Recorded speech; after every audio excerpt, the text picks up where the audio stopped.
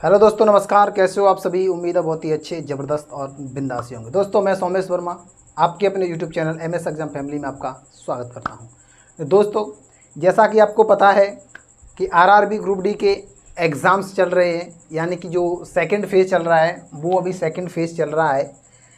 First phase जो था वो ऑलरेडी ख़त्म हो चुका है। फर्स्ट फेज़ के एग्ज़ाम तो चले ही गए, यानी ख़त्म हो ही गए। सेकंड फेज़ चल रहा है, सेकंड फेज़ के एग्ज़ाम चल रहे हैं अभी, वो भी 8 तारीख तक चलेंगे, यानी कि 8 सितंबर तक आपका सेकंड फेज चलेगा। उसके बाद में थर्ड पेज आएगा जो कि आपका 9 से लेकर के 19 सितंबर तक रहने वाला है यहाँ पर, ठीक है।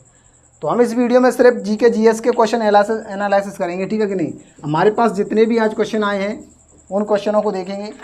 ज़्यादा नहीं है, थोड़े से ही क्वेश्चन हैं, जितने हैं उतने आपको बताते हैं और बहुत ही अच्छी तरीके से बताएंगे। जीके जीएस के क्वेश्चन हैं जो कि RRB ग्रुप डी में लगातार पूछे जा रहे हैं, और हो सकता है हम जिनसे इन क्वेश्चनों से रिलेटेड और भी क्वेश्चन बताएं जिनकी आने की संभावना रहती है, यानी कि आने की संभावना और बढ़ जाए आपकी। हो सकता है ये ही आ जाए आपके एग्ज़ाम में, ठीक है कि नहीं। तो चलिए हम पहले स्टार्ट करते हैं उन क्वेश्चनों के बारे में, ठीक है कि नहीं। चलिए स्टार्ट करते हैं। यहाँ पर देखते हैं हम, पहला क्वेश्चन जो हमने लिया है वो है महिला क्रिकेट टीम का कोच कौन है। इसमें आया है महिला क्रिकेट टीम का कोच की बात की है। यहाँ पर सिर्फ इतना ही बताया है कि महिला क्रिकेट टीम का कोच कौन है। तो आपको पता होना चाहिए जो महिला क्रिकेट टीम है, यानी कि भारत की जो महिला क्रिकेट टीम है, पुरुष क्रिकेट टीम भी है, महिला क्रिकेट टीम भी है। तो यहाँ पर महिला क्रिकेट टीम के बारे में पूछा है, तो महिला क्रिकेट टीम जो है वो है रमेश पवार।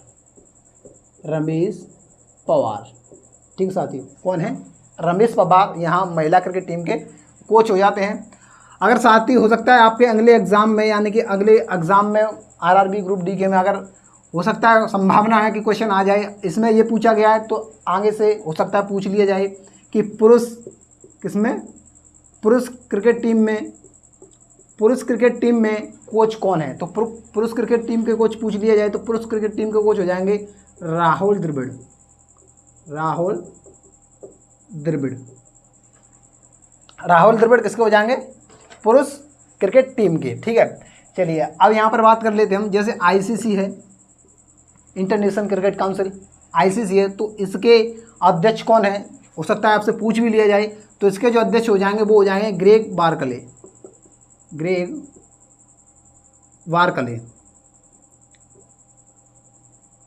बार्कले जो कहाँ के हैं? न्यूजीलैंड के हैं। ग्रेग बार्कले न्यूजीलैंड, यानी कि देश की बात करें न्यूजीलैंड, जो कि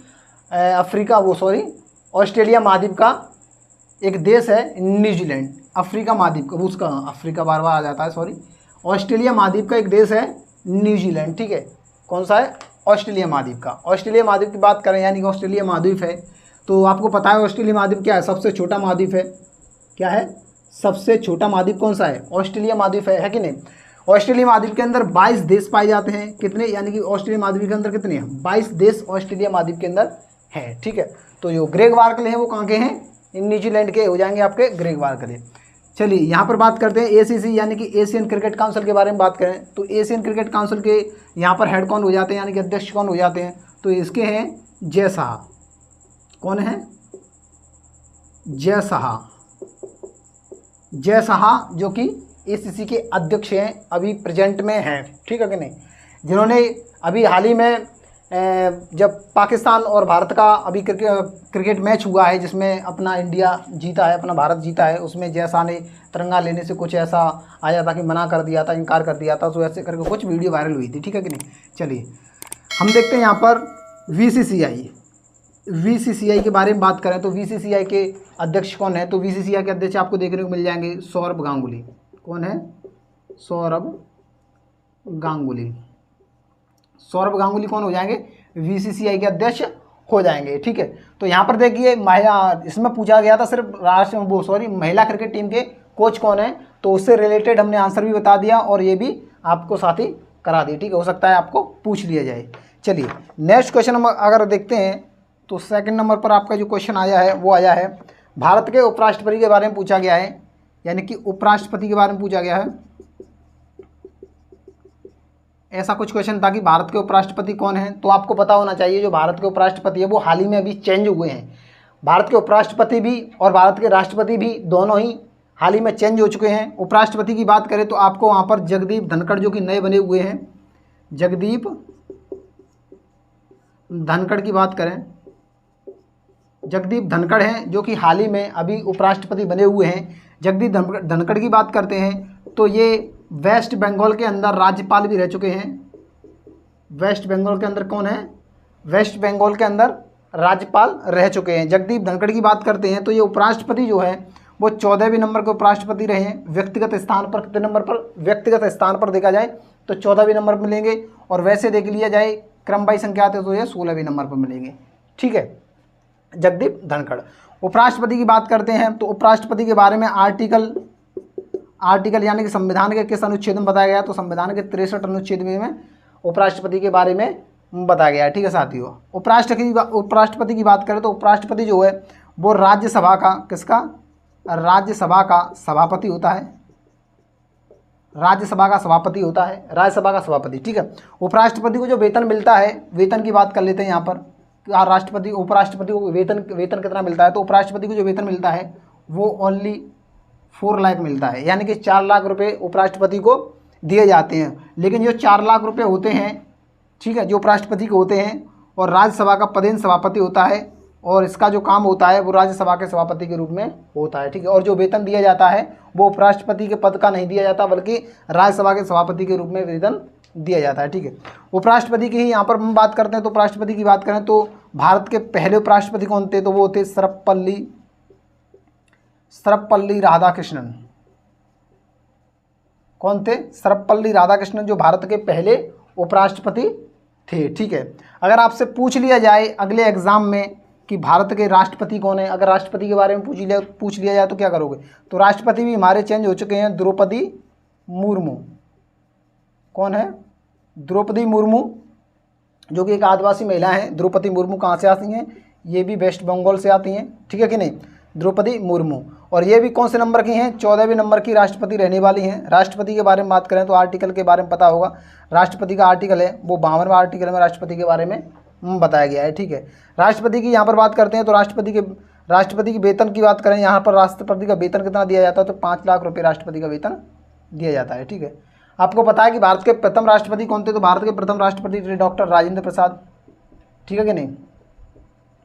राजेंद्र प्रसाद, ये आपको पता होगा। डॉक्टर राजेंद्र प्रसाद भारत के प्रथम राष्ट्रपति थे। ठीक है कि नहीं? ये भी 14वें नंबर के हैं।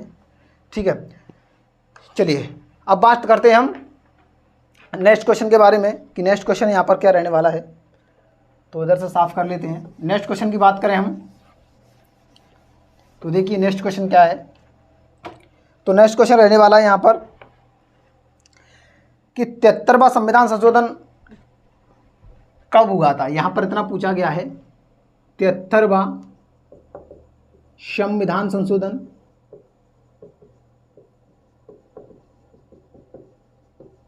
ऐसा कुछ पूछा गया है कि 73वां संविधान संशोधन कब हुआ था। ठीक है कि नहीं? तो ये 73वां संविधान संशोधन हुआ था तो इससे रिलेटेड भी कुछ क्वेश्चन देखेंगे हम, जितने भी क्वेश्चन बनते हैं। ठीक है, तो उसके बारे में भी बताएंगे हम आपको। 73वां संविधान संशोधन की बात करें तो 73वां संविधान संशोधन जो हुआ था वो 1992 के अंदर हुआ था, लेकिन ये लागू हुआ था 24 अप्रैल 1993 को ये लागू हुआ था। कब हुआ था? यानी कि 1992 में ये एक्ट हुआ था, मतलब संविधान संशोधन 73वां संविधान संशोधन जो था वो 1992 में आया था, 1992 में हुआ था, लेकिन ये मुख्य रूप से लागू कब से हुआ था? तो 24 अप्रैल 1993 से ये लागू हुआ था 73वां संविधान संशोधन। 73वें संविधान संशोधन की बात करें तो 73वां संविधान संशोधन जो है वो अनुसूची 11 के अंदर भी आता है, यानी कि संविधान की जो अनुसूचियाँ हैं 12 अनुसूची कितनी है? अनुसूची हैं 12। ठीक है, तो 12वें अनुसूची में से 11वीं अनुसूची में 73वां संविधान संशोधन आता है, जिसमें विषय की बात करें हम कि 11वीं अनुसूची के अंदर विषय कितने होते हैं? तो विषय की बात करें तो विषय होते हैं 29 आपके 29। अगर आपको याद करने की ट्रिक बताऊं मैं, जैसे कि 11वीं अनुसूची में विषय की बात करें, आपसे कभी भी पूछ लिया जाए कि आपको याद ना रहे तो आपको एक ट्रिक बता देता हूँ याद करने की कि 11वीं अनुसूची में विषय कितने होते हैं? तो वो होते हैं 29। कैसे? क्योंकि यहाँ जोड़कर देख लेना, 9 और 2 11 होते हैं, तो 11वीं अनुसूची आपकी हो जाएगी। ठीक है, तो विषय भी आपको याद करने की ट्रिक बता दी मैंने, 29 होते हैं, जो 2 और 9 ऐड करके 11 हो जाएगा। ठीक है, चलिए यहाँ पर बात करते हैं, आपको पता होगा बलवंत राय मेहता समिति जो आई थी वो आई थी 1959 के अंदर, यानी कि 2 अक्टूबर 1959 की बात करें तो इस समय आई थी बलवंत राय मेहता समिति। कौन आई थी? बलवंत राय मेहता समिति आई थी। बलवंत राय मेहता समिति की बात करें तो ये आई थी बलवंत राय मेहता समिति। कहाँ से हुई थी? नागौर राजस्थान से स्टार्ट हुई थी। कहाँ से? नागौर राजस्थान से ये स्टार्ट होती है बलवंत राय मेहता समिति की रिपोर्ट, जो कि त्रिस्तरीय रिपोर्ट थी। कौन सी? त्रिस्तरीय रिपोर्ट थी, जिसमें जिला पंचायत, क्षेत्र पंचायत और ग्राम पंचायत हुआ करती थी। ठीक है, तो ऐसा है इसके अंदर। यहाँ पर आपको मैंने बताया था अनुसूची कितनी? 12 अनुसूचियाँ थी। 12 अनुसूचियों में से 8वीं अनुसूची भी, ऐसा भी क्वेश्चन आया है कि राष्ट्रभाषा पूछी गई है, तो वो 8वीं अनुसूची के अंदर राष्ट्रभाषा है। राष्ट्रभाषा 8वीं मतलब 22 भाषाओं के बारे में पूछा गया था, तो वो 8वीं अनुसूची में 22 भाषाएं हैं। कितनी भाषा हैं? 22 भाषाएं हैं टोटल। इससे पहले कितनी भाषाएं थी? मूल संविधान में टोटल 14 भाषाएं थी। कितनी थी? मूल संविधान की बात करें तो मूल संविधान के अंदर 14 भाषाएं थी, लेकिन अब 8वीं अनुसूची के अंदर 22 भाषाएं हो गई हैं। ठीक है, चलिए नेक्स्ट क्वेश्चन की बात करें हम अगर आपसे कि इसमें नेक्स्ट क्वेश्चन क्या पूछा गया था, तो देखिए इसमें नेक्स्ट क्वेश्चन है, इधर से साफ कर लेता हूँ मैं इसे। वीडियो अगर अच्छी लगे तो लाइक ज़रूर करना दोस्तों, ठीक है। बाकी चैनल को अगर सब्सक्राइब नहीं किया तो सब्सक्राइब कर लेना, ठीक है साथियों। चलिए नेक्स्ट क्वेश्चन इसमें पूछा गया है कि टोक्यो ओलंपिक में रजत पदक पूछा गया है, ऐसा कुछ क्वेश्चन आ जाए। टोक्यो ओलंपिक की बात कही गई है, टोक्यो ओलंपिक में रजत पदक की बात कही है कि टोक्यो ओलंपिक में रजत पदक किसने जीता है, ऐसा कुछ क्वेश्चन आया था। तो हम पूरा ही ले लेंगे इसे, पूरी तरीके से देखेंगे इसे टोक्यो ओलंपिक के बारे में। तो देखिए टोक्यो ओलंपिक में रजत पदक की बात कही है तो 2 ही रजत पदक आए हैं हमारे, यानी कि टोक्यो ओलंपिक में पदकों की बात करें तो 1 2 का 4 आपको पता होगा। 1 2 का 4 क्या? 1 2 का 4, यानी कि एक जो आया है वो आया है गोल्ड। कौन सा है? एक आया है वो गोल्ड है, ये जो है वो सिल्वर यानी कि रजत है, ये रजत पदक है। और ये है आपका ब्रोंज मेडल। कौन सा है? ब्रोंज मेडल कौन सा हो जाएगा? 4, जिसमें से पहला हॉकी टीम ने लिया था। कौन सी? हॉकी टीम ने लिया था, और लिया था आपका पीवी सिंधु ने लिया था। लवलीना बोरगोहेन ने लिया था, लवलीना बोरगोहेन ने लिया था। और एक आपका लिया था बजरंग पुनिया ने लिया था, ठीक है। यानी कि ये ब्रॉन्ज मेडल लिए थे, वो 4 लिए थे आपके हॉकी में। पीवी सिंधु वो हॉकी में लिया था, एक पीवी सिंधु ने लिया था, लवलीना बोरगोहेन ने लिया था और बजरंग पुनिया ने लिया था। रजत पदक की बात कर लेते हैं। यहाँ पर रजत पदक 2 लिए हैं, एक किसने लिया था? एक लिया था आपका यहाँ, एक रवि दहिया ने लिया था। किसने? रवि दहिया ने लिया था, जो कि हरियाणा से आते हैं। कहाँ से आते हैं? हरियाणा से आते हैं। एक लिया था तुम्हारा मीराबाई चानू ने। किसने? मीराबाई चानू ने लिया था। मीराबाई चानू ने लिया था वेट लिफ्टिंग में, जो कि कहाँ से आती हैं? मणिपुर से आती हैं मीराबाई चानू, जो कि वेट लिफ्ट में लिया था। रवि दहिया ने लिया था रजत पदक, जो कि हरियाणा से आते हैं, ठीक है कि नहीं। बात कर लेते हैं गोल्ड लिया था, तो आपको पता होगा गोल्ड लेने के लिए कौन? नीरज चोपड़ा आपको पता होगा। नीरज चोपड़ा ने भाला फेंक सीरीज में गोल्ड मेडल लिया था। कितनी तारीख को? 7 अगस्त को लिया था। कितने को? 7 अगस्त को। और 7 अगस्त को ही हम भाला फेंक दिवस मनाते हैं। भाला फेंक दिवस कब मनाया जाता है? भाला फेंक दिवस भी 7 अगस्त को ही उसी दिन से मनाया जाता है जिस दिन भारत ने गोल्ड लिया था नीरज चोपड़ा के द्वारा भाला फेंक में। भाला कितनी फेंका था उन्होंने? 87.58 मीटर। ये क्वेश्चन भी पूछ चुका है आरआरबी ग्रुप बी में कि 87.58 मीटर जो है वो नीरज चोपड़ा के द्वारा भाला फेंका गया था, ठीक है। बात करते हैं आपसे टोक्यो ओलंपिक के बारे में। जो टोक्यो ओलंपिक हुए थे वो 32वें ओलंपिक थे। कौन से थे? 32वां टोक्यो ओलंपिक हुआ था, जिसमें पहले नंबर पर यूएसए आता है, 48वें नंबर पर अपना इंडिया आता है। कितने पर? 48वें नंबर पर अपना इंडिया आता है, पहले नंबर पर यूएसए आता है, 32वें नंबर का था। नेक्स्ट अगर आएगा आपका 33वें नंबर का, अगर 33वें नंबर का जो ओलंपिक आएगा वो कहाँ होगा? 33वें नंबर का जो ओलंपिक आएगा वो होगा पेरिस के अंदर। पेरिस कहाँ पर, फ्रांस के अंदर, क्योंकि फ्रांस की राजधानी क्या हो जाएगी, पेरिस हो जाएगी।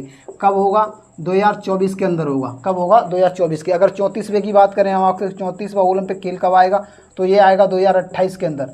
कब आएगा, 2028 के अंदर आएगा। कहाँ होगा, लॉस एंजल्स के अंदर होगा। ठीक है साथियों, तो ये था कुछ टोक्यो ओलंपिक के बारे में।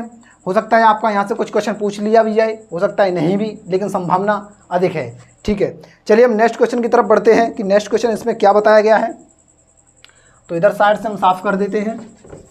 नेक्स्ट क्वेश्चन है इसमें, देखिए नेक्स्ट क्वेश्चन की बात करें, इसमें नेक्स्ट क्वेश्चन कौन सा है।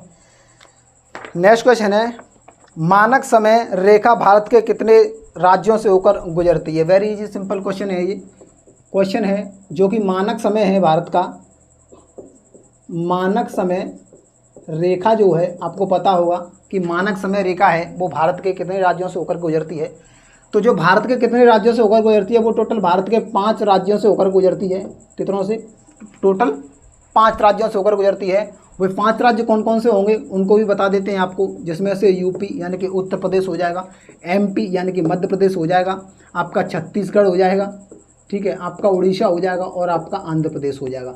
ये 5 राज्य जो हैं वो भारत के राज्य हैं 5, जिनमें मानक समय रेखा गुजरती है। स्टार्ट कहाँ से होती है, तो आपको पता होगा 82.5 डिग्री, 82.5 डिग्री यानी कि पूर्वी देशांतर 82.5 डिग्री मानक समय रेखा नैनी इलाहाबाद, क्या नैनी इलाहाबाद से होकर के, इलाहाबाद यानी कि यूपी, नैनी इलाहाबाद से होकर के, कभी कभी आपको मिर्ज़ापुर भी देखने को मिल जाएगा यहाँ पर। ठीक है, नैनी मिर्ज़ापुर भी देखने को मिल जाएगा। तो 82.5 डिग्री होती है। ठीक है, मानक समय की बात कही है तो ग्रीनविच समय से कितना आगे है हमारा, यानी कि मानक समय की बात कही गई है तो ग्रीनविच समय से कितना आगे है। ग्रीनविच समय की बात करें, ग्रीनविच समय से कितना आगे है, तो 5.5 घंटे, कितना 5.5 घंटे आगे है ग्रीनविच समय से। भारत का जो भारत की जो मानक समय रेखा है वो ग्रीनविच समय से 5.5 घंटे आगे है। ठीक है, इसकी बात कही गई है। तो आप ये भी देख लीजिए कि भारत में कर्क रेखा जो है कौन सी है, कर्क रेखा जो है वो भारत के कितने राज्यों से होकर के गुजरती है। हो सकता है आपके अगले एग्जाम में पूछ भी लिया जाए, क्योंकि इसमें मानक समय रेखा पूछी है, तो हो सकता है इसमें कर्क रेखा के बारे में आगे पूछ लिया जाए। तो कर्क रेखा भारत के कितने राज्यों से होकर गुजरती है, तो आपको पता होना चाहिए टोटल 8 राज्यों से होकर के भारत की जो कर्क रेखा है वो गुजरती है। ठीक है, वो 8 राज्य कौन कौन से होंगे उनको भी आपको बता देते हैं। वो 8 राज्य होंगे आपके, जैसे गुजरात है, आपका राजस्थान है, आपका एमपी यानी कि मध्य प्रदेश है, ठीक है, आपका छत्तीसगढ़ है, आपका झारखंड है। ठीक है, झारखंड के बाद में आपका वेस्ट बंगाल है यानी कि पश्चिम बंगाल है, आपका त्रिपुरा है, कौन सा है, त्रिपुरा है, और आपका मिजोरम है। ये 8 राज्य है, यानी कि 1 2 3 4 5 6 7 8 हो गए 8। ठीक है, ये 8 हैं जो कि भारत के 8 राज्य हैं जिनसे कर्क रेखा होकर के गुजरती है। ये ग्रीनविच समय आपका, ठीक है, और ग्रीनविच समय 5.5 घंटे आगे है। किस तरह से, देखिए एक देशांतर की बात करें, तो एक देशांतर में 4 मिनट का अंतर होता है, यानी कि एक देशांतर 4 मिनट तक चलता है। ठीक है, देशांतर की बात कही गई तो देशांतर की दूरी देखें, यानी कि 2 देशांतरों के बीच की दूरी की बात करें तो 2 देशांतरों के बीच की दूरी जो होती है वो 111 किलोमीटर होती है, यानी कि 111 किलोमीटर जो होती है वो 2 देशांतरों के बीच की दूरी होती है। अगर हम बात करें कि अक्षांशों के बीच की दूरी की बात करें तो 2 अक्षांशों के बीच की दूरी होती है वो 111.2 किलोमीटर होती है। कितनी, 111.2 किलोमीटर जो होती है वो 2 देशांतरों के बीच की दूरी होती है। ठीक है साथियों, तो ये कुछ क्वेश्चन थे साथियों जो हमने अभी आपको बताए, देखे। ठीक है, इतने जितने क्वेश्चन थे हमारे पास उतने हमने आपको कराए। ठीक है साथियों, तो ये क्वेश्चन है कुछ, तो बताइएगा क्या आपने इन क्वेश्चनों को देखा, कमेंट कर जरूर बताइए कि हाँ हमारे एग्ज़ाम में ये क्वेश्चन आए थे। हमारे पास सिर्फ इतने ही क्वेश्चन आए हैं, जितने आए हैं उतने कराए हैं। आगे जब एग्ज़ाम और होंगे आरआरबी ग्रुप डी के, तो हम और भी जीके जीएस का एनालिसिस लेकर के आएंगे। रीजनिंग का एनालिसिस आपको प्रॉपर मिल रहा है, मैथ का एनालिसिस आपको प्रॉपर मिल रहा है, और भी आपको वीडियो देखने को मिल जाएगी चैनल पर। ठीक है साथियों, तो चलिए अगर ये वीडियो आपको अच्छी लगी हो तो लाइक शेयर एंड सब्सक्राइब जरूर करना। अगर आप हमारे चैनल पर नए हो तो सब्सक्राइब जरूर करना है। ठीक है साथियों, चलिए मिलते हैं अगली वीडियो में, तब तक के लिए जय हिंद।